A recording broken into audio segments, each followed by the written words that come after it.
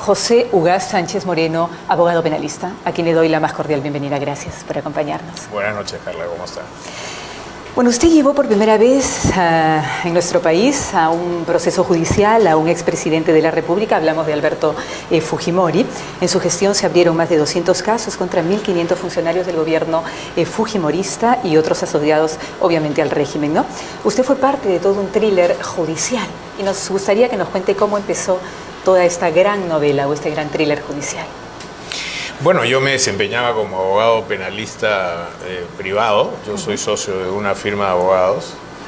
Y cuando se produce todo este descalabro a raíz de la aparición del video de Curi Montesinos, que entrega en ese momento el congresista Olivera con el periodista Iberico, Así es. Se produce una crisis en la que usted recordará que Fujimori, desesperado, anda por la urbanización Los Cóndores, allá por Chaclacayo, en una camioneta con una buscando serie desesperadamente a Vladimiro Montesinos. con una serie de personal de sus edecanes buscando desesperadamente a Montesinos. Luego de 3 o 4 días de que simplemente no lo encuentra, recibo yo una llamada del ministro de Justicia de ese entonces, Alberto Bustamante Belaunde, que había sido mi profesor en la universidad y a esas alturas éramos amigos porque habíamos compartido algunos casos juntos. ¿Ya había sido premier él o eso fue después? Él estaba como ministro de Justicia en ese momento. Ok. Y entonces me convoca a su casa, yo voy pensando que era otra la razón, porque habíamos tenido un incidente pocos días antes, y en lugar de escuchar una explicación de lo que había pasado, me dice: te he llamado porque el presidente me ha encargado la ubicación y captura de Vladimiro Montesinos, que en ese momento ya estaba fugado. O sea, a raíz de la aparición del video, Montesinos desaparece, se va a la clandestinidad y luego toma un avión y se va a Panamá. Lo recordamos. Estos eran los días en los que estaba en Panamá, tratando de conseguir el asilo del gobierno panameño. Pero no se sabía todavía si permanecía en el Perú o es que ya había salido. Y entonces me dice Bustamante: quiero tu ayuda porque yo soy abogado, pero no soy penalista, no sé nada de derecho penal. Él era experto en derecho administrativo, muy bueno, por cierto. Y bueno, yo cuando escucho esta propuesta me pareció que era la oportunidad efectivamente para deshacerse de Montesinos, que ya era en ese momento histórico un problema para el país. Ahora, Fujimori tenía un plan ahí, ¿no? Convertirse en el policía bueno y convertir a Montesinos en el policía malo, lavarse la cara un poco porque ya era un gobierno que se estaba de a poquitos empezando a caer a pedazos. Yo creo que él está actuando más por desesperación que en cumplimiento de un plan. Eso lo he entendido después conforme se fueron desencadenando ¿Qué lo los desesperaba hechos, porque tanto? esta búsqueda desesperada de Montesinos en Los Cóndores y lo que ocurrió después tenía un solo objetivo, que era capturar los videos. ¿Dónde estaba implicado? Para sacarse él de esa colección muy larga de hechos de corrupción, cosa que después hizo cuando se fue al grupo aéreo número 8, cuando secuestró las maletas del departamento de Montesinos y se las lleva por 2 días y las tiene retenidas en el grupo aéreo, y después devuelve a través del ministro de Justicia al juzgado ya los videos que obviamente habían sido seleccionados. Y la gran pregunta es si algún día vamos a conocer qué, ¿no?, qué encontró y qué se llevó y si algún día lo vamos a recuperar. Eso ya yo es creo irrecuperable. que ya después de tantos años es evidente que fue destruido. Que fue destruido. Ahora, algunas personas que nos están escuchando, sobre todo gente joven que nos ve y que de repente no conoce ni siquiera quién es Vladimiro Montesinos, y estás muy bueno, dada la coyuntura también que vivimos ahora, en este marco de corrupción generalizada y grande que tenemos, contar un poco y ponerlos en autos de lo que pasó y usted vivió en carne propia, ¿no? Entonces, siendo un poco abogada del diablo y quizá entrando en las cabezas de alguna de las personas, se dirán: a usted lo contrató entonces un gobierno ilegítimo, o lo convocó un gobierno ilegítimo y lo contrató un ministro de Justicia, posterior premier, no sé, o si fue antes, premier también profundamente ilegítimo. Entonces mi pregunta es: ¿qué reflexión pasó por su cabeza en ese momento cuando le están ofreciendo ese trabajo para estar al mando de una procuraduría, o eso quizá vino después, pero para encontrar a Montesinos y finalmente desenmascararlo según lo que quería Fujimori? ¿Qué pasó en ese instante? Porque existen esos instantes que te cambian la vida. Entonces, ¿cuál fue la reflexión que usted tuvo? Sí, en primer lugar, la propuesta no fue para que yo asumiera ninguna posición de funcionario público. Lo que me pide Bustamante es que lo ayude a él. Y en una suerte de asesoría personal para que él pueda hacer un diseño que termine en la captura de Montesinos. Y a mí me pareció una oferta única, porque ya en ese momento yo además había públicamente hecho una serie de declaraciones contra Fujimori y contra Montesinos, y lo que primero se me vino a la cabeza, esto es una oportunidad extraordinaria para el país, en medio de esta crisis, poder ubicar y capturar a Montesinos. Eso fue un 1 de noviembre del año 2000, era un día feriado, era el Día de Todos los Muertos. Al día siguiente yo voy a la universidad porque teníamos la inauguración de las Olimpiadas, de los alumnos, yo soy profesor en la Universidad Católica, y cuando estoy en esta ceremonia recibo una llamada del ministro diciéndome es urgente que vengas al ministerio. Entonces me voy al ministerio y ahí él informa que han recibido una comunicación del gobierno suizo diciendo que han encontrado 45 millones de dólares en cuentas en Zúrich, 3 cuentas de distintos bancos en Zúrich, y que el gobierno suizo le había dado un plazo al gobierno peruano para que hiciera esto de conocimiento público, si no lo harían ellos. ¿De quién eran esas cuentas? Esas cuentas estaban a nombre de Montesinos, en 3 bancos distintos. Porque de Fujimori nunca se encontró una, ¿no? Cuentas a nombre de Fujimori no han habido. Perdón, sí, de Fujimori. Estas 3 cuentas estaban a nombre de Montesinos, y entonces mi consejo fue, bueno, tienes que convocar inmediatamente una conferencia de prensa, hacer esto público, generar la primera denuncia penal. Hasta ese momento Montesinos no tenía ninguna denuncia, y darle instrucciones al procurador del Ministerio de Justicia para que asuma la defensa del Estado en estos casos.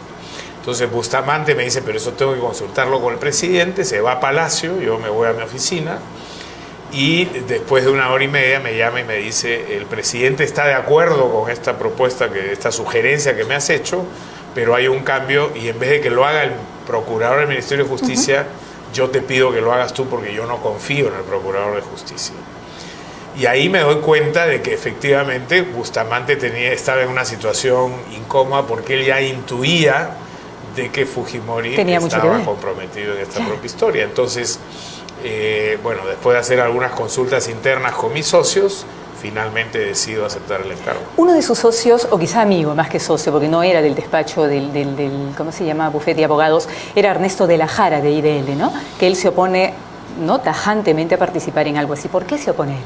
Bueno, el resto es amigo, él no sí, trabaja conmigo, él era en ese momento, y hasta el día de hoy ya no, pero en esa época estaba a cargo del Instituto de Defensa Legal, el IDL. Y que siguió siempre y fue siempre opositor al régimen todo siempre. El tiempo de el IDL había tenido una actitud muy firme contra Montesinos, y además contra Fujimori. Ernesto es una persona que ha tenido una trayectoria intachable en la defensa de derechos humanos. Y yo, luego de intercambiar las primeras ideas con Bustamante, lo que le sugiero es abrirle el primer caso a Montesinos por derechos humanos, por el tema de la Cantuta y Barrios Altos, que era una investigación que estaba avanzada, pero que no había podido progresar porque obviamente la Fiscalía y el Poder Judicial estaban bajo control del régimen. Con Montesinos fugado, era una buena oportunidad para restablecer esa investigación, y a mí se me ocurrió que podía ser una buena idea que el IDL promoviera una nueva denuncia por estos casos, y que en estos nuevos vientos, digamos, se abriera una investigación seria por eso.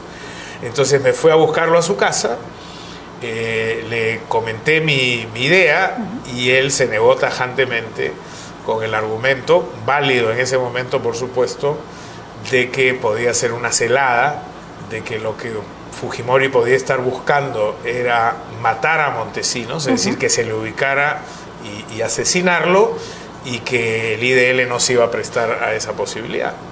Es más, trató de desalentarme de que yo continuara en esta aventura, y yo finalmente decidí seguir porque no me parecía, por lo que había escuchado de Bustamante, que esa era la situación, ¿no? Ahora, ¿en qué momento se da este cambio y finalmente Fujimori finalmente se fuga? Se va a Japón, renuncia por fax, y viene todo el tema de la vacancia, y ya usted continúa con el trabajo al frente de la Procuraduría.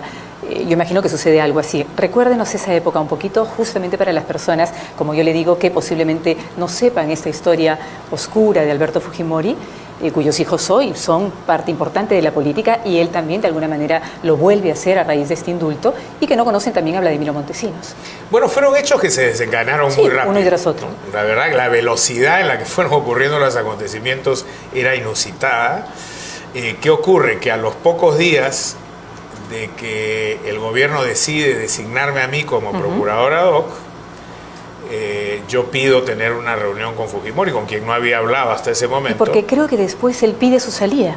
Claro, yo le exijo en esa reunión que él me asegure que no va a haber ninguna interferencia en la investigación. Ahí viene la famosa frase que hoy día está de moda, además, que le da título al libro, que se llama Caiga quien caiga. Le hablo incluso de que habrían posibilidades de que personas muy cercanas a él o familiares aparecieran, y él me dijo: no se preocupe, usted cuenta con toda autonomía para esta investigación. Bueno, en ese momento él abre las puertas, estamos en un salón de Palacio, y había convocado una conferencia de prensa, cosa que yo no estaba advertido. Lo sentí como una celada, y él en esa conferencia de prensa anuncia mi contratación y dice además de que ya Montesinos está con una orden de captura y que su detención es inminente. Y resulta que Montesinos no tenía ningún proceso abierto y por supuesto estaba muy, muy lejos de su captura. Se ve además en las imágenes que reacciono con desconcierto, y saliendo de ahí hablo con la persona que me asesoraba a mí en temas de medios y decidimos convocar a una estrategia esa noche en mi oficina, una conferencia de prensa en la que yo digo que el presidente no ha dicho la verdad. Ok, pero en ese momento, en esa conferencia que dio Fujimori, usted se quedó tranquilo. Yo me quedé callado, tomé distancia física, digamos, de esto, porque la verdad que no me dio tiempo ni a reaccionar. Sí. Y esa noche convoco a esta conferencia de prensa y digo que no es cierto que Montesinos tenga orden de captura y que recién íbamos a generar la primera denuncia en los siguientes días, porque el encargo yo lo tenía fresquito, no había pasado ningún entonces día. Ahí se marca la distancia profunda entre usted y Fujimori. Claro, entonces al día siguiente me llama el ministro de Justicia y me dice: Fujimori está muy molesto contigo y me ha pedido tu renuncia. Entonces yo le digo: ¿dónde firmo? O sea, por mí, yo no voy a hacerle la comparsa a este señor. Él me dice: pero tú no puedes estar desmintiendo a tu cliente. Le digo: Fujimori no es mi cliente es el Estado peruano. Yo soy procurador del Estado. Entonces me dice: no, yo le he dicho al presidente que si tú renuncias, yo me voy.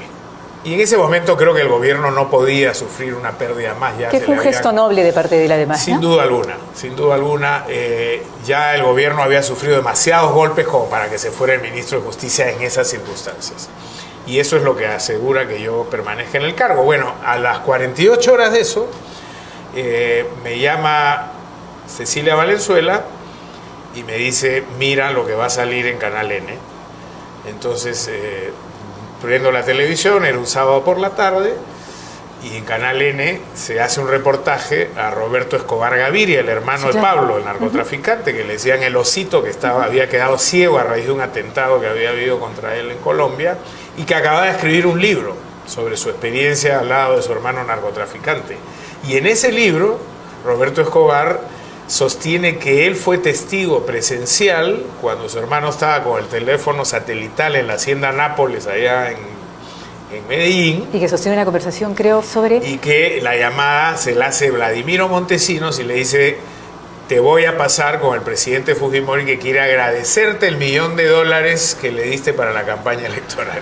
Entonces yo no tenía ni una semana de nombrado y aparece este testimonio que daría cuenta de que Fujimori había lavado dinero proveniente del narcotráfico, que había venido de nada menos que de Pablo Escobar Gaviria, el narcotraficante. Claro, más entonces se dio cuenta mundo. Que no es lo que siempre dicen hasta ahora sus defensores, de que era una víctima de Montesinos y que Montesinos lo traicionó. O sea, eran indisolubles en su accionar. Para mí este fue un hecho contundente, ¿no? Entonces nosotros hicimos dos cosas. Yo convoqué inmediatamente a los procuradores adjuntos, que eran Luis Vargas Valdivia y César Azabache. Tuvimos una reunión inmediatamente y llegamos a la conclusión de que lo que había que hacer era abrir una investigación contra el presidente. Entonces, esa misma noche convocamos otra vez a conferencia de prensa y anunciamos que el lunes estaríamos presentando un pedido de investigación contra el presidente de la República, cosa que efectivamente hicimos. Enviamos a un abogado de la Procuraduría a Colombia para que tenga una entrevista con Roberto Escobar, coordinamos con los fiscales colombianos y a las pocas horas Fujimori decide, según él, ir a una cumbre de la cuenca del Pacífico en Brunei, se toma un avión. Estamos hablando, ¿cuánto fue eso? ¿Una semana? Todo pasó porque dijiste que era muy rápido. Esto fue el 3, yo fui designado el 3 de noviembre del 2000 y me parece que él fuga del país el día 11. O sea, hubieron 8 días en las que pasaron todas estas... Y tus respuestas inmediatas hicieron que, de alguna manera, todo tome un cauce mucho más adecuado y, bueno, al favor de...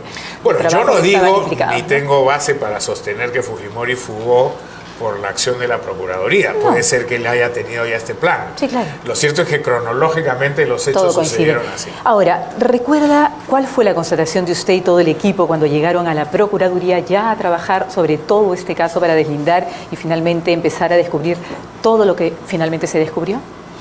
Bueno, hasta ese momento la hipótesis, los primeros días, la hipótesis que nosotros barajábamos es que se trataba de un típico caso de corrupción latinoamericana, digamos, o tercermundista, es decir, una extendida corrupción administrativa con algunos altos funcionarios del Estado comprometidos y que en este caso podían apuntar hasta el presidente de la República. Pero conforme fuimos recogiendo información, y aquí fue muy valioso el aporte de la prensa de investigación, empezamos a recopilar investigaciones periodísticas de distintos ámbitos del decenio del gobierno de Fujimori y empecé a pegar en un papelógrafo unos papelitos con los nombres y de pronto... claro, no eran 5 papelitos. No era una situación inorgánica, sino que empieza a aparecer que efectivamente toda la estructura del Estado estaba cooptada y que además había una organización ya claramente establecida que partía del Servicio de Inteligencia Nacional, donde Montesinos tenía una posición de jefatura de facto y que esto involucraba también a otras personas de muy altísimo nivel. Estamos hablando de congresistas de la República, la fiscal de la Nación, el Tribunal Electoral, la Corte Suprema, que de facto tenía Rodríguez Medrano, ¿sí? Y los militares, por supuesto, las Fuerzas Armadas, la Policía Nacional. ¿Algún militar se salvó y no firmó ese acta de sujeción que se sometía a Vladimir Montesinos? Que yo recuerde, el único militar que se rebeló frente a esta situación y luego los que intentaron el golpe en su momento, que estuvieron presos, fue un general que terminó huyendo, se refugió primero en la embajada de los Estados Unidos y después terminó en Guatemala. Bueno, estamos hablando uno de cuántos. ¿Recuerda? Bueno, si uno mira el video, es realmente vergonzoso ver cómo toda la alta oficialidad del Ejército, la Fuerza Aérea, la Marina y la Policía pasan para firmar esta acta de sujeción a Montesinos. Volviendo a lo otro, ¿qué ley o qué cosa ayudó a cambiar finalmente eso de ver como una mera organización delincuencial a verla como una red de corrupción delincuencial, una red de corrupción piramidal? Porque ustedes trabajaban con un procedimiento penal obsoleto, como lo dice en su libro, de 1941. ¿Qué figura le permitió llegar a descubrir que se trataba de una red criminal que tomó todo el poder? Eso fue el caso Bueno, cuando tuvimos indicios de que esto era crimen organizado y no eran 10 funcionarios corruptos saqueando al Estado, que es lo que constituyó nuestra hipótesis original, nos dimos cuenta que con las normas que teníamos a mano no se podía avanzar. Y es así como aparece la colaboración eficaz. Entonces ahí proponemos un paquete de 4 leyes que se llevan al Congreso. Ya era ministro en ese momento de Justicia García Sayán. Claro. Y presidente Valentín Paniagua. Y el presidente Paniagua, que jugó un papel fundamental en todo esto, porque sin su apoyo político esto nunca hubiera avanzado. Y como el Congreso estaba tan desarticulado y tan golpeado con toda esta situación, felizmente los proyectos de ley pasaron como por un tubo. Entonces, en muy poco tiempo, en pocas horas, tuvimos la ley de colaboración eficaz, tuvimos la ley de medidas cautelares fuera de proceso, tuvimos una norma que permitía perseguir a los altos funcionarios del Estado que tenían derecho al antejuicio, y también se estableció una regulación que permitía crear el sistema anticorrupción con jueces y fiscales dedicados a tiempo completo a esta investigación en particular. ¿Qué de todo eso que se creó y de esas normas funciona hoy? Todo. Todo sigue funcionando. La estructura es toda, la que se ha complejizado es la del subsistema anticorrupción, porque ya hemos visto que ahora hay una pelea entre los la abogados Sala brasileños Nacional han dicho y de que el Estado peruano es bipolar.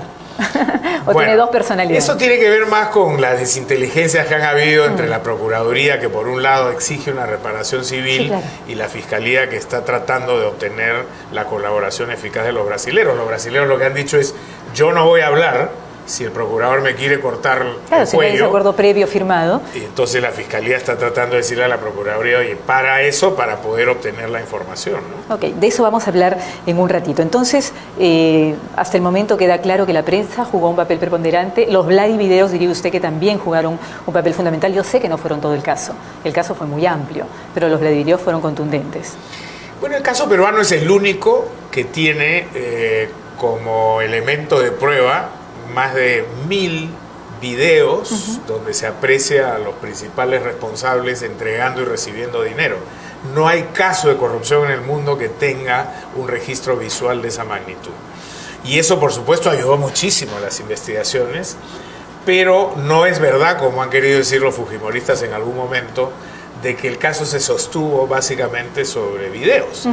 Hemos utilizado y recuperado mucha prueba documental. Habían contratos, es decir, actuaban con tanta impunidad, por ejemplo, que en el caso de Canal 2 habían contratos firmados entre Montesinos y los Winter, donde además un contrato muy curioso porque decía: quien está de esta parte y no se identificaba, se compromete a pagar tantos millones de dólares al señor fulano y tal, y vengan a cambio de que la línea editorial esté al servicio del gobierno, etcétera, etcétera. Hubo mucha prueba testimonial, hubo mucha colaboración eficaz también.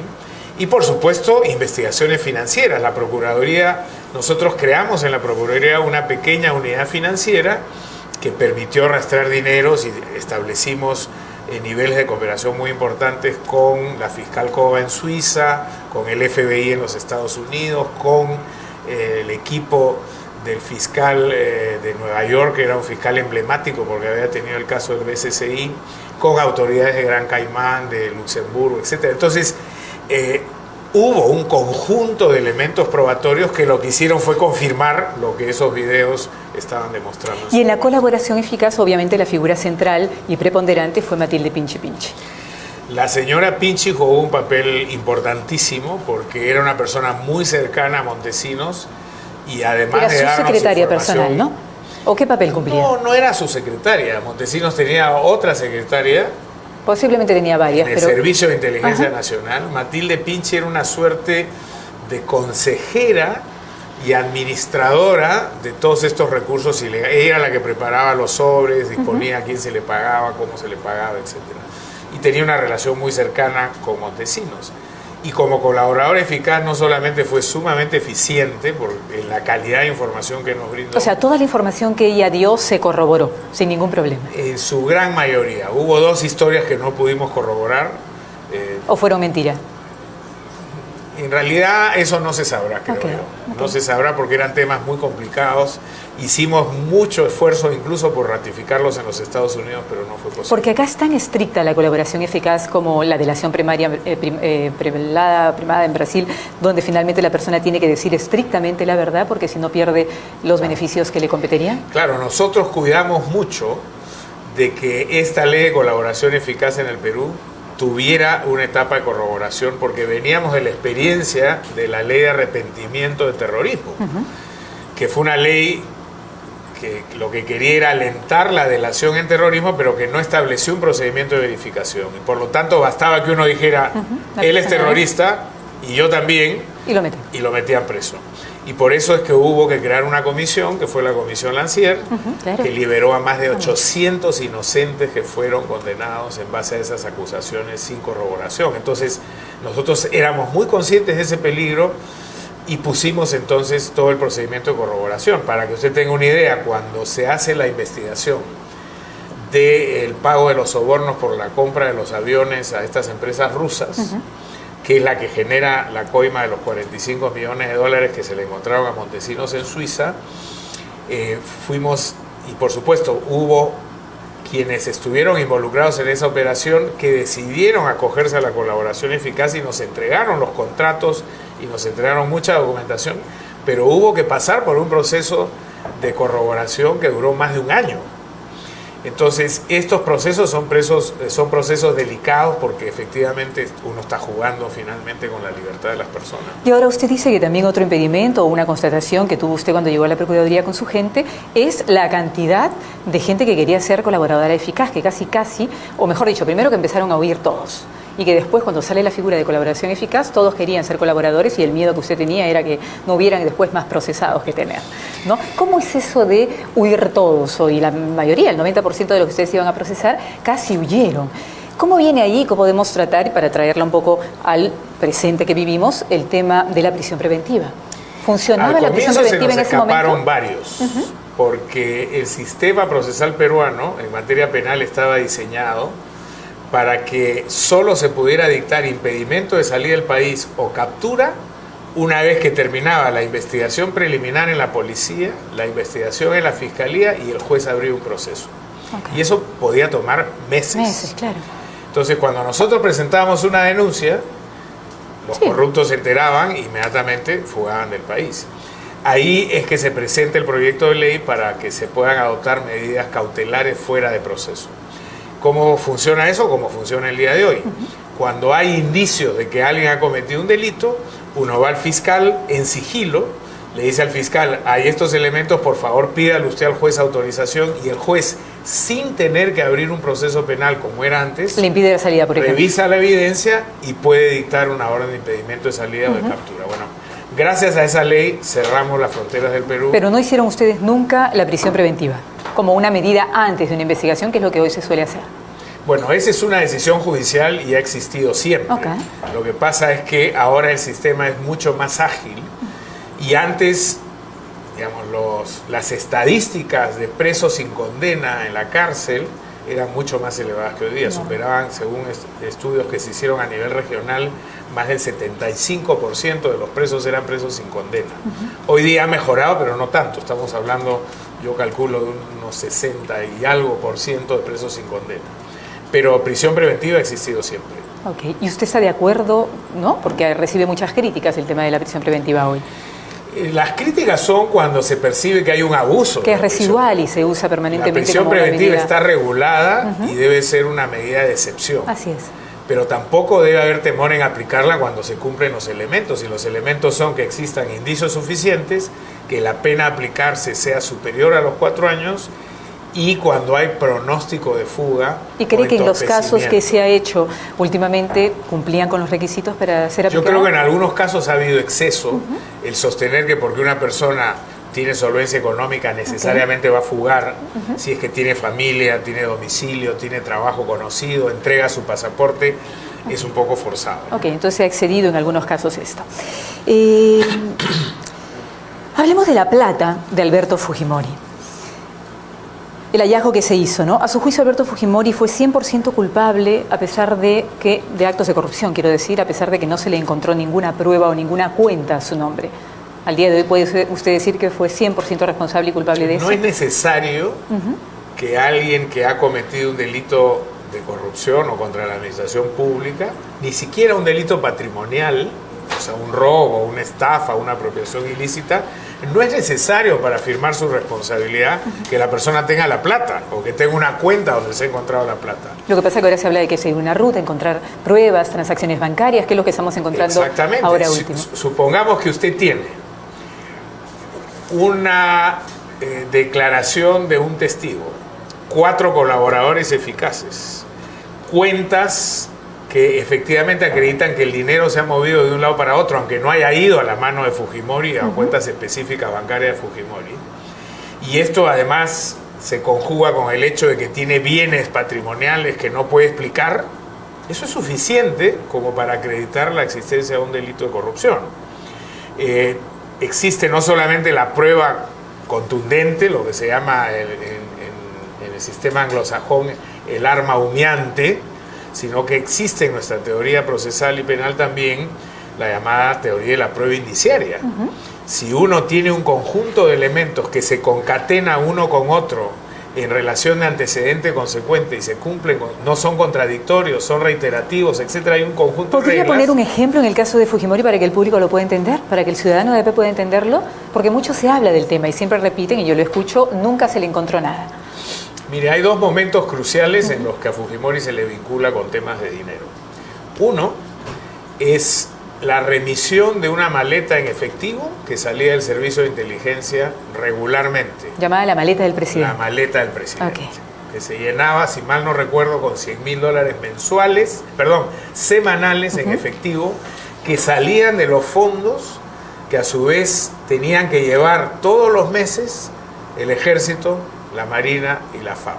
Todos los meses, cada una de las Fuerzas Armadas tenía que llevar al servicio de inteligencia $1 millón en efectivo. O sea, eso lo recibía Vladimiro Montesinos. Eso lo recibía el SIN y lo administraba Matilde Pinchi Pinchi.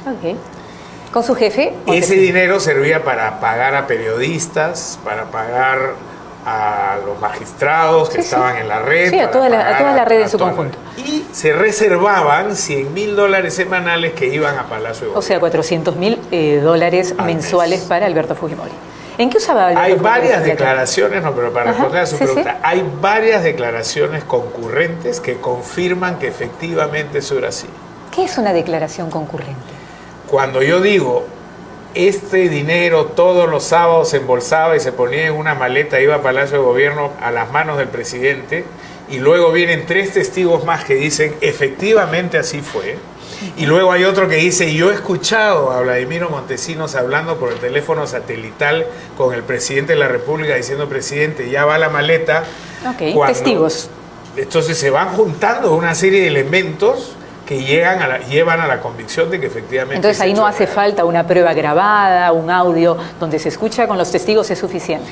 Y además se suma a eso el hecho de que está probado que el $1 millón ingresaba, que se sacaba dinero del presupuesto de las Fuerzas Armadas y que eso era ingresado a esta caja, lo que hoy día se llamaría la caja 2, siguiendo el ejemplo de Odebrecht, había una caja en el servicio de inteligencia desde donde se distribuían esos dineros. Y esto, como digo, no solamente es la declaración de una persona, sino de personas que hablaron desde el lado del SIN y desde el lado del Palacio de Gobierno. La otra historia en la que aparece Fujimori directamente vinculado al manejo de dinero es con la famosa CTS de Montesinos. Cuando Montesinos se niega a irse del país y los ministros están muertos de miedo, Boloña entre ellos, no sabían qué hacer, Salas va a buscarlo asustado para decirle que se tiene que ir para evitar mayor crisis en el gobierno, Montesinos dice, bueno, yo me voy, pero a mí me pagan mi CTS. Claro. Y entonces hay estos $1 millones que se le entregan en unas maletas en Palacio de Gobierno. ¿Quién trae esas maletas?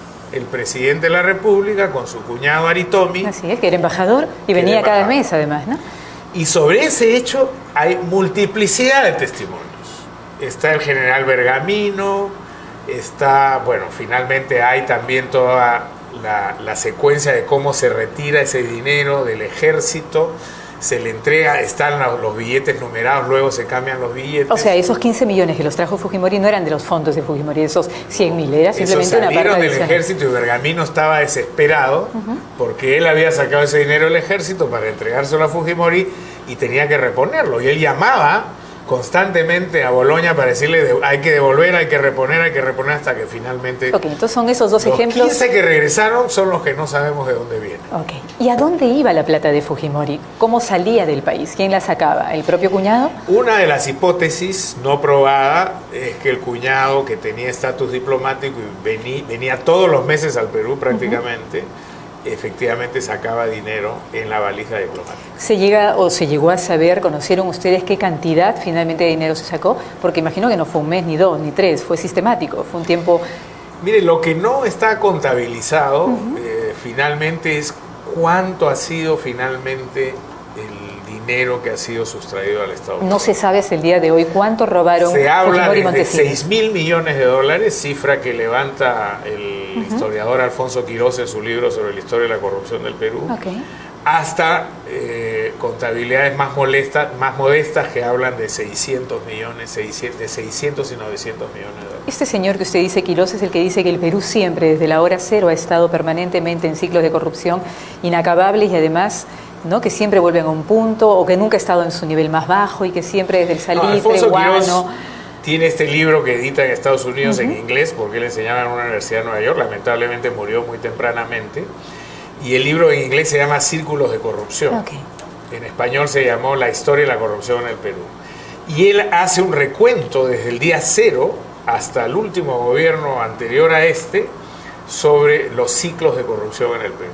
Y él dice, en la historia del Perú no ha habido un solo ciclo bajo. Todos los ciclos de corrupción han sido altos o muy altos. Y está la historia del guano, de la guerra con Chile, del salitre, etcétera, bueno, los ferrocarriles, es decir, siempre hemos tenido escándalos de corrupción. Y si él vería este escándalo nuevo de corrupción, lo incorporaría como último capítulo. Pero lo incorporaría, ¿usted cree que con una diferencia? Porque a diferencia, yo siempre le escucho en alguna de las entrevistas que le hace o me le han hecho a lo largo de toda su carrera, decir que lo bueno de todo esto es que usan el caso peruano como un caso de éxito. Esto de la época del Fujimorato, como le llaman algunos. Y que lo triste es que no hemos aprendido la lección. Entonces, pero mi pregunta es, quizá algo aprendimos, porque ahora lo que hay es un pozo profundo económico y moral también, pero ya a diferencia de antes no hay matanzas, no hay desapariciones, o sea, no hay un terrorismo de Estado aniquilando gente con un grupo paramilitar. Pero eso no se conecta directamente, diría yo, con la corrupción. Okay. En primer lugar, es cierto que el caso peruano es un caso de estudio. Yo vengo, hace pocos meses estaba en un evento en Harvard, nada menos, en la Universidad de Harvard, donde se presentaron 3 casos emblemáticos de corrupción. El caso de Tailandia, el caso peruano y el caso de Trump. Okay. Y el caso peruano se percibe y se presenta como un caso de éxito. El de Tailandia es de Suharto, ¿no? No, es el de Indonesia. El de Tailandia es un caso de un dictador que tuvieron hace un tiempo atrás, donde también hubo una situación escandalosa de robo, etc. Y hay escritos y hay estudios sobre el caso peruano que dan cuenta de que ha sido un caso... El proceso anticorrupción del Perú creo que fue un proceso importante. En los primeros años se logró recuperar una cantidad significativa de dinero, más de 250 millones de dólares. Se llegó a procesar a más de 1.500 personas en los primeros año y medio. Y además se armaron... ¿Cuántas personas en año y medio? 1.500 1.500 personas procesadas. ¿Y cuántas presas? En 200 procesos penales. Y fueron a prisión más o menos el 10%, que es una cifra bastante razonable, con lo cual se desmiente a aquellos que dijeron que esto fue una cacería de brujas. No fue una cacería de brujas. No, de 1.500 procesados. El 10% es la estadística 150. Promedio de los países desarrollados en materia de detenciones, lo cual además demuestra que no hubo un abuso de la prisión preventiva. Claro, y en año y medio. Acá estamos, ¿cuánto tiempo haciendo lo de Odebrecht? Bueno, más o menos un año. Odebrecht tiene un poco más de un año. ¿Y cuántos presos van?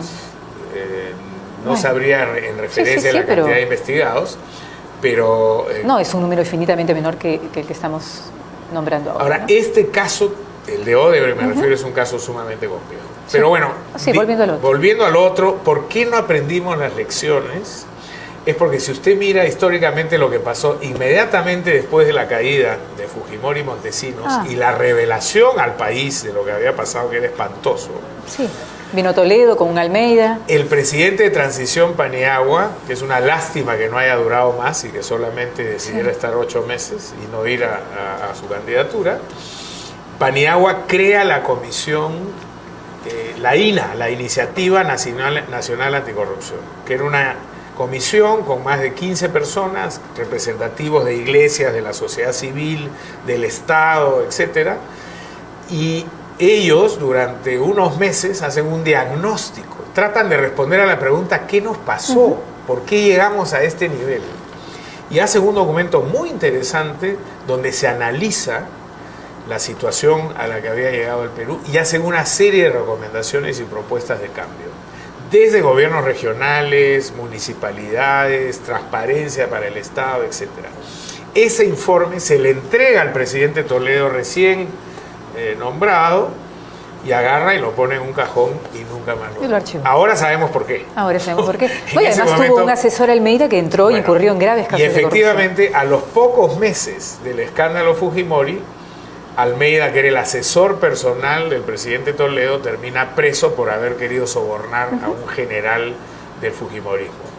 Luego viene el gobierno de Alan García y el gabinete del Castillo cae completo cuando se descubre que habían estado haciendo estas visitas impropias al hotel aquí en San Isidro, al Country Club, a la suite de Fortunato Canán, que era un empresario dominicano vinculado al negocio de los cementos mexicanos, etcétera, etcétera.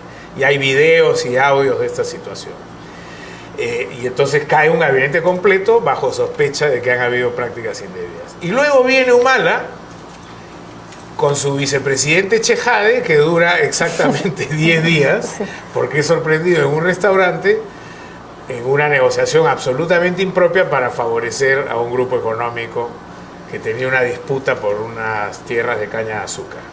Y viene este gobierno y el presidente Kuczynski decide nombrar a un asesor personal que a las 3 semanas de haberlo sentado en Palacio de Gobierno con oficina, como su asesor en materia de salud pública, termina traficando con la salud de los pobres, ¿no? Enviando pacientes, malogrando máquinas o no reparando máquinas del Hospital Loaiza para poder enviar pacientes a esta clínica que a su vez sobrefacturaba y le cobraba al sistema de salud pública, que ya de por sí tiene muy escasos recursos, para meterse ese dinero al bolsillo. Bueno, bajo ese paraguas, con tanto ejemplo de corrupción, ¿qué no se aprendió dentro de este informe que se hace?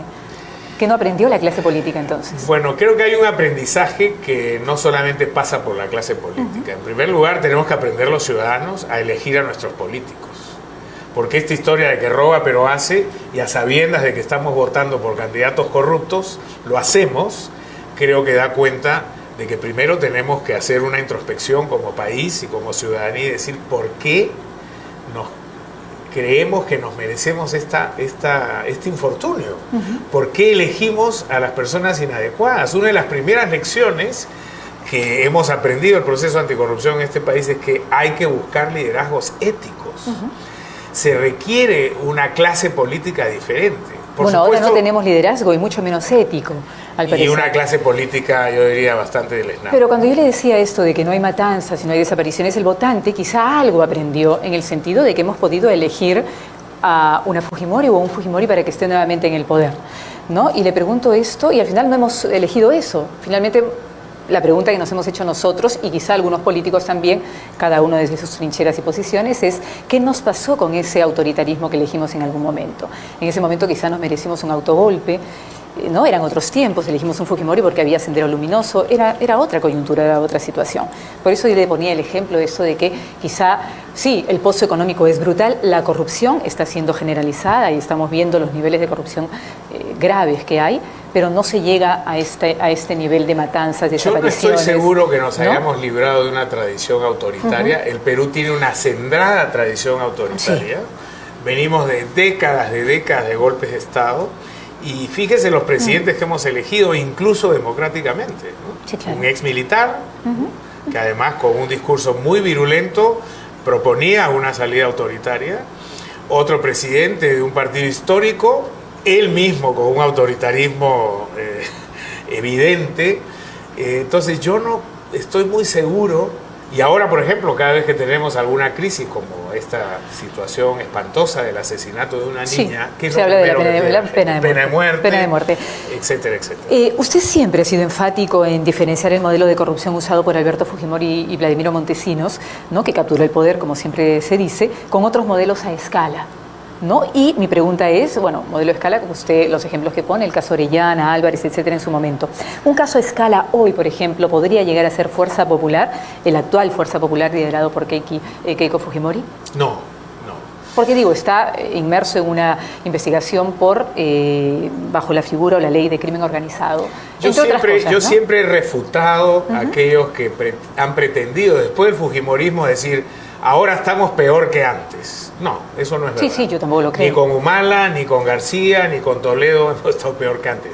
Antes hubo una captura literal del Estado. No hubo un espacio del Estado peruano que no hubiera sido capturado, salvo la Defensoría del Pueblo. Pero hace poco hubo un intento de captura del legislativo.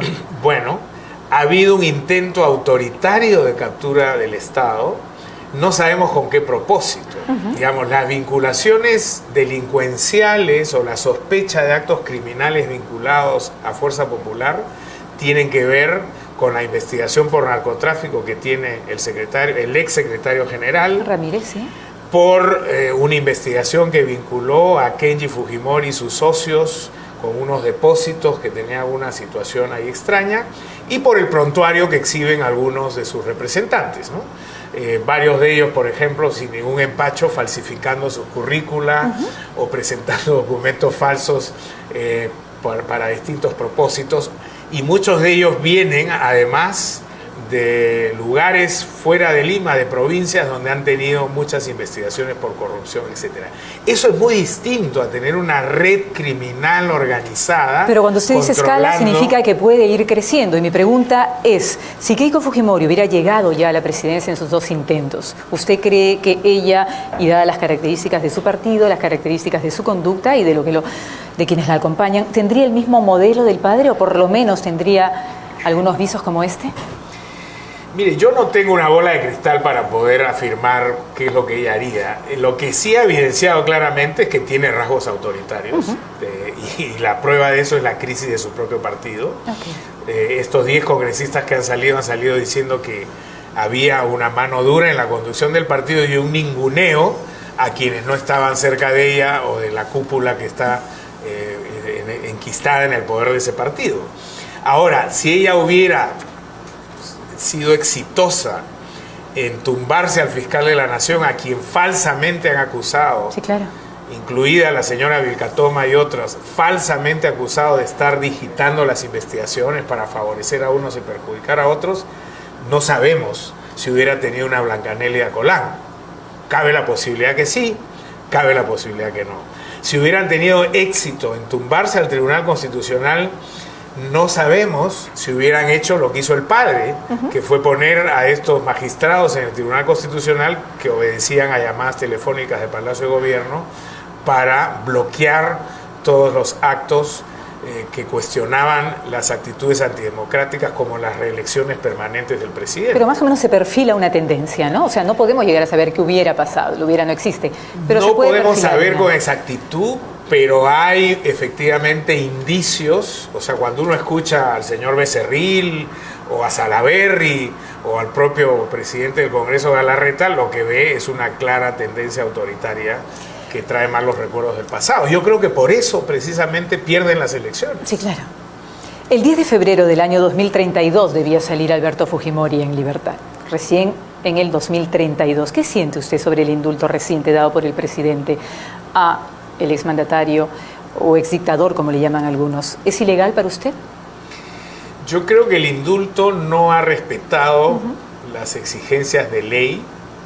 Yo personalmente no me opongo a que se le conceda un indulto humanitario a quien lo merece, por más atrocidades que haya cometido. Si la ley lo prevé y se cumplen los requisitos, no veo por qué no deben aplicarse. Creo que el Estado no puede renunciar al sentido humanitario de aplicación de la ley. Nadie debería morir en prisión. Ok, pero hablando de este caso en particular, en este caso reunía los requisitos. La secuencia que han seguido los hechos y luego la actitud que ha tenido el Estado indican que ha sido un indulto fraudulento. Okay. Se han negado a mostrar los documentos. Antes de conceder el indulto, unas semanas antes, nombran a un señor de 90 y tantos años para que forme parte de esta comisión. De la gracia presidencial. De la gracia presidencial.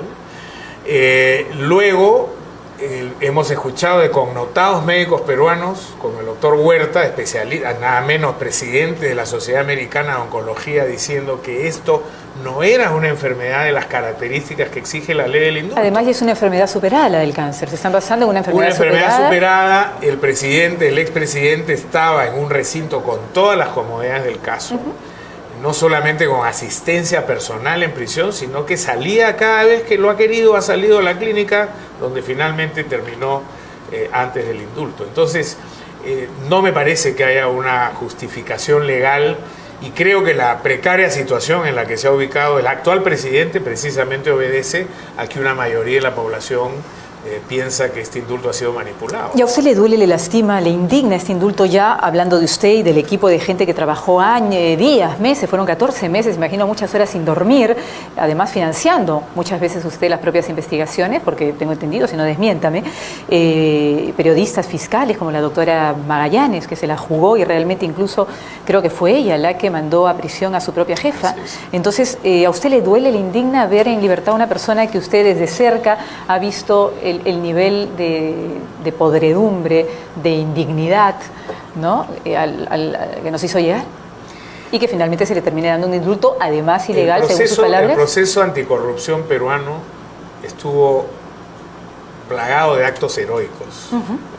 Cecilia Magallanes es un ejemplo de eso. Lamentablemente murió de una dolencia física. Pero Cecilia le demostró al Perú como una fiscal provincial fue capaz incluso de procesar a la fiscal de la Nación y llevarla a prisión. Eso no es muy común. No, no es nada común. Pero hoy día creo que se ha generado una dinámica virtuosa de fiscales y jueces que aspiran efectivamente a eso. A mí no me duele tanto por el trabajo que se hizo y que podría haberse perjudicado con esa liberación indebida. A mí me duele escuchar a los familiares de las víctimas, porque aquí hay muertos, aquí hay asesinados, aquí hay desaparecidos.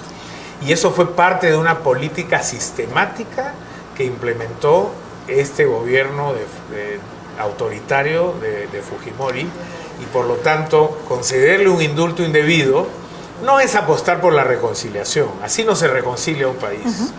Esto es de alguna manera no querer buscar la reparación de las víctimas que han sufrido pérdidas que no son compensables. Y la dolencia, la indolencia con la que se ha procedido de no querer recibir a estos familiares, de no darles una explicación y una satisfacción, creo que es lo que hace este indulto más Quiero hacerle solamente unas 4 o 5 preguntitas porque tenemos que terminar.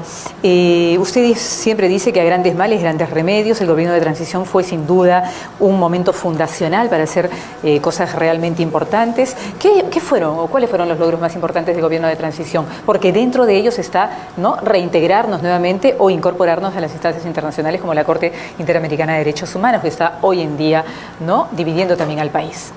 Hablemos un poquito del gobierno de transición como importancia fundacional y fundamental en todo este proceso para luchar contra la corrupción. Yo creo que fueron 8 meses extraordinarios.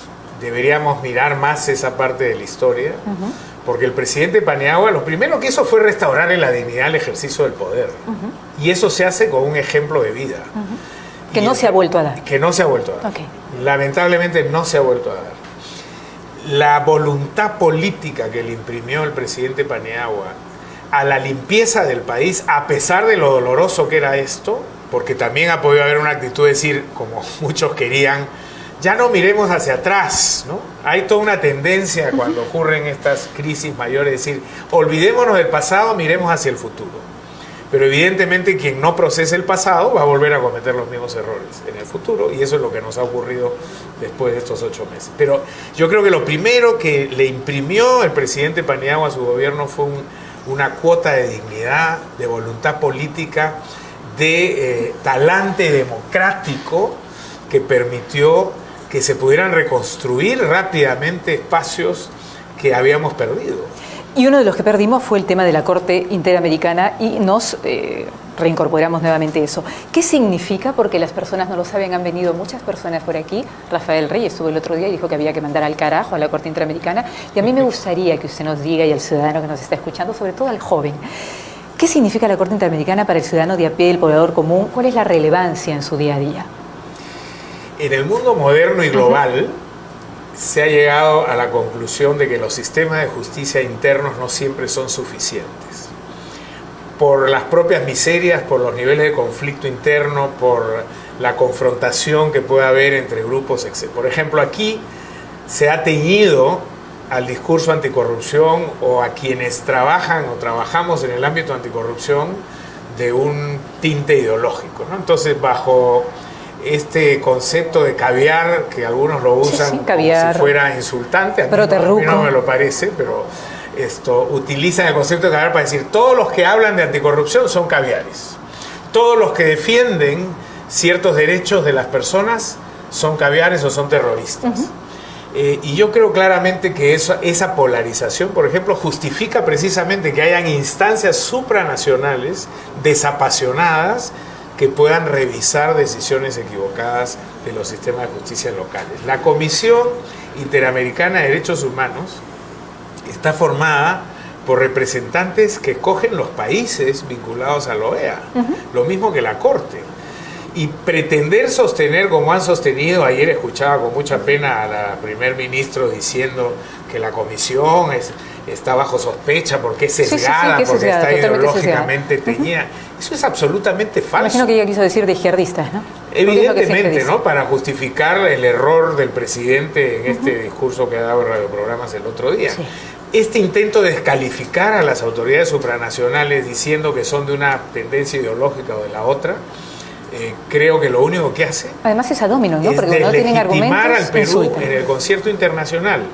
Un especialista en la lucha contra la corrupción, un norteamericano que se llama Robert Klitgar, en su momento, hace muchos años, cuando el SIDA era una enfermedad novedosa y muy aterradora, dijo que la corrupción era como el SIDA, que no distinguía edad, género, estatus social y tampoco ideología. Y la prueba hoy día es que si uno mira en el espectro del caso Odebrecht, tiene gente de izquierda como Lula, como Correa, así es, y su vicepresidente, Villarán, cuestionada aquí, y por otro lado tiene gente de derecha, como el propio Marcelo Odebrecht, y la clase empresarial y presidentes de derecha que están todos imbricados en una trama de corrupción. Y la clase empresarial que usted dijo que en su momento, en el momento de Fujimori y Montesinos, no jugaron el papel que debían cumplir, no lo lograron. Bueno, ahora no solamente no lo lograron, sino refinaron su accionar delincuencial, porque ahora se han puesto más firmes. En muchos casos prefirieron ir a la salita del zinc antes que confrontar este esquema de corrupción. Y ahora estamos viendo con todas estas historias que aparecen que no solamente se doblegaron ante el poder de Montesinos, sino que muchos de ellos jugaron un papel activo. Quiero ir terminando diciéndole qué pasaría en el supuesto de que la Corte finalmente Interamericana fallara en dejar sin efecto el indulto. ¿Qué pasaría? ¿Cuáles serían las consecuencias de no acatar el Perú este fallo de la Corte? Yo creo que esa no es una opción. El Perú no puede no acatar porque inmediatamente vienen las sanciones. ¿Cuáles serían las sanciones? ¿Económicas? Sí, claro. La OEA inmediatamente activaría todo el tipo de sanciones y esto iría incluso a escalas superiores a nivel internacional que pueden llevar al Perú en una posición paria como la que está Venezuela en este momento. Eso sería que retirarnos de la Corte. Eso sí es que el Perú dice yo no voy a cumplir y para no cumplir tiene que efectivamente retirarse de la competencia de la Corte de facto, porque además para retirarse legalmente tiene que pasar una serie de procesos legales que toman mucho tiempo. ¿Cuál cree usted que vaya a ser el fallo de la Corte al final, de acá a un mes? Yo me temo... Quizá puede haber un empate, ¿no? Para no tener un país rebelde. La Corte puede declarar, me temo, digo, no porque a mí me dé temor, sino que las consecuencias de eso van a ser fatales para el gobierno, si es que la Corte Interamericana declara que el indulto es nulo por estos defectos que se mencionan. Creo que eso terminaría de debilitar totalmente a este gobierno. ¿Cuál es su juicio, ya para terminar, y yo sigo terminando y la verdad que no quiero terminar nunca porque es muy interesante, pero cuál a su juicio debería ser el procedimiento que en este momento se le debería seguir al presidente Alberto Fujimori? ¿Cuál le seguiría usted si fuera el procurador en este momento?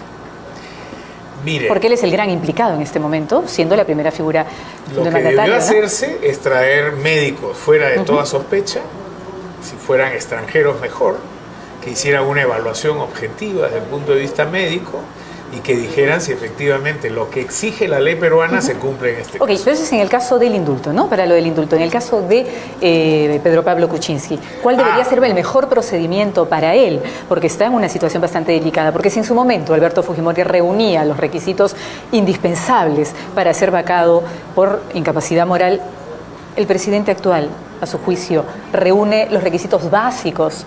No digo todo porque recién están empezando las investigaciones. ¿Reúne los requisitos para ser vacado por incapacidad moral? En esta etapa, una vacancia por incapacidad moral es desproporcionada. Ok, entonces ¿cuál sería el procedimiento? Los indicios están apareciendo Él tendrá que dar explicaciones, las investigaciones tienen que avanzar y creo que la Fiscalía y el Poder Judicial tienen que tomar las decisiones que correspondan en ese caso. Si efectivamente hay una afirmación contundente con pruebas de que ha habido hechos delictivos mientras ha ejercido el cargo de ministro en el pasado, entonces ahí sí estaríamos frente a una situación que daría pie a la vacancia que se está solicitando. ¿Cree que la Procuraduría está cometiendo excesos? Por ejemplo, el pedido de los 3.400 y pico millones. ¿Hay algo subalterno ahí? ¿Defender al presidente, protegerlo? No, yo no creo en las tesis conspirativas detrás de esta decisión de la Procuraduría. Me parece que la Procuraduría ha heredado una gestión muy complicada con las procuradoras que estuvieron antes y estas posiciones erráticas por falta de conocimiento. Y me parece que este procurador está tratando de alguna manera de encontrar una metodología que evidentemente no ¿Pero pone en peligro la declaración de Jorge Barata, este pedido excesivo? Barata porque ya 66 dijo, millones a 3.000 y pico es una locura, ¿no? Exactamente, y cuando más de la mitad se basa en un daño reputacional al Estado peruano, ¿cómo se cuantifica eso? ¿No? Yo acabo de estar en una conversación con el jefe de tarea de los fiscales de Brasil y él decía, nosotros subordinamos la recuperación del dinero a la solución de los casos, a aclarar la verdad, a encontrar responsabilidades penales. Después vamos a ver cuánto recuperamos, pero hoy probablemente sea más importante la verdad y la delimitación de las responsabilidades penales antes que resarcir a la caja de esos delitos. Y con eso voy a terminar. Si usted estaría al frente de la Procuraduría el día de hoy, ¿qué les diría a todo el equipo de procuradores? O sea, ¿qué bien supremo habría que buscar y qué precio habría que pagar por eso? Yo creo que hoy, como lo señalaba el fiscal brasilero con el que conversaba hace pocos días atrás, el objetivo fundamental debe estar en esclarecer estos hechos. ¿Por qué? Porque esto no puede volver a ocurrir. Estamos frente a una trama fraudulenta de proporciones inusitadas. 12 países de América Latina involucrados en esto. Las empresas más emblemáticas del sector construcción, generando una crisis con una cadena de proveedores que están entrando en quiebra, con la paralización de grandes proyectos de infraestructura en todos los países. Sí, los proveedores no cobran, no pueden reiniciar sus actividades. Solamente con la paralización del gasoducto del sur, 150.000 peruanos no pudieron salir de la pobreza en el 2017. Sí, claro. Eso es un impacto sobre los derechos humanos tremendo. Entonces yo creo que cualquier equipo, como veo en la mística de los fiscales y de algunos de los jueces, debe estar orientado a efectivamente esclarecer estos hechos y sancionar a los responsables. Entre las reglas que el sistema permite. Por supuesto, si hay alguien que está interesado en colaborar, dispuesto a colaborar entregando información, habrá que ver cómo se le atenúan las sanciones, siempre teniendo como objetivo obtener información que permita llegar. Y el precio de eso y el sacrificio puede ser perder plata. O sea, hay que anteponer eso. Si hay que sacrificar algunos millones de dólares, hay que hacerlo, por esclarecer los hechos y sancionar a los responsables, yo personalmente prefiero sacrificar ese dinero. Perfecto. Por más bajo que caiga un país, siempre habrá una reserva moral que permite mirar con optimismo una salida hacia adelante. Fueron sus palabras en el libro. ¿Quién representa hoy, y con eso termino, la reserva moral en nuestro país? Creo que hay muchos símbolos de eso. El fiscal de la Nación, Pablo Sánchez, creo que es un representante claro de la reserva moral. Los fiscales anticorrupción a cargo de Hamilton Castro y su equipo me parece que están cumpliendo un papel muy importante. Hay líderes de opinión y hay además algunos congresistas incluso que han tenido una conducta ejemplar al tomar distancia de actos que consideran indebidos y que no permiten un esclarecimiento de la corrupción. Hay jueces que están jugando también un papel muy importante en la adopción de medidas anticorrupción y expedición de sentencias rápidas y eficaces. ¿La ciudadanía qué papel juega?